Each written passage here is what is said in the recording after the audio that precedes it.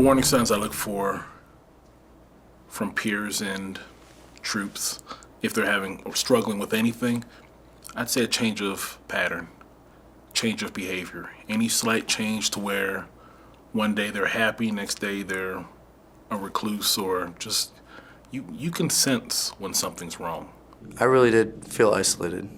Really bad. There's times when I felt isolated when I came home. Reason being is I felt like, I missed their birthday, I missed their anniversary, I missed Christmas, I missed all the soccer games and baseball games and plays, and I missed my daughter was in the Madrigals choir, and I missed a lot of that stuff.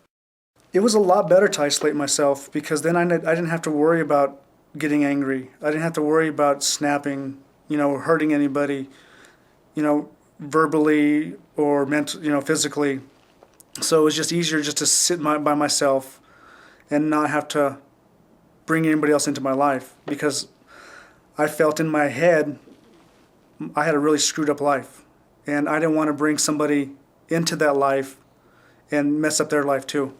But you get back and you get the welcome home briefing or the wheels down briefing or whatever they call it, and they'd have people come up there and talk about combat stress and stuff like that, and you're like, well, why would I talk to you? You don't know what it's like, you know what I mean? I just sat alone all by myself. Even when I started working, I didn't feel like I could really relate with anybody that I worked with, because none of them had done what I'd done. My wife would all come up and tell me, what's wrong, what's going on, and I said, nothing, and I just sit there and play my video games.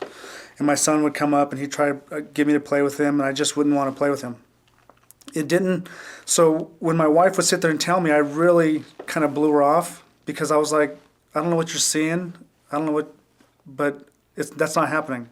You can sense when something's wrong, and I always ask. I'm a blunt person, and I may even make a joke about it. Do you feel like starting your pistol? And if they don't laugh, or if you don't get the reaction you're expecting, then you know something is wrong. I've had rough times in the Air Force, and I've gotten through them by talking with my parents and other people in my squadrons and friends I've had. Every day I go see the counselor is a better day, because my wife sees a big difference. My kids see the big difference, because there's times where before I saw the counselor, I would come home, I wouldn't play with the kids, I wouldn't talk to my wife, I'd get on the computer, play video games, get into my own little shell. My wife calls it, I look like a turtle, because I just sit there by myself, and I don't want to talk to nobody. I mean, her family's come over, I don't talk to nobody. But now that I know what's going on inside my head, I can better understand and try to break that shell to be sociable again. I got a dog, and as silly as it sounds, just having a dog at home helps.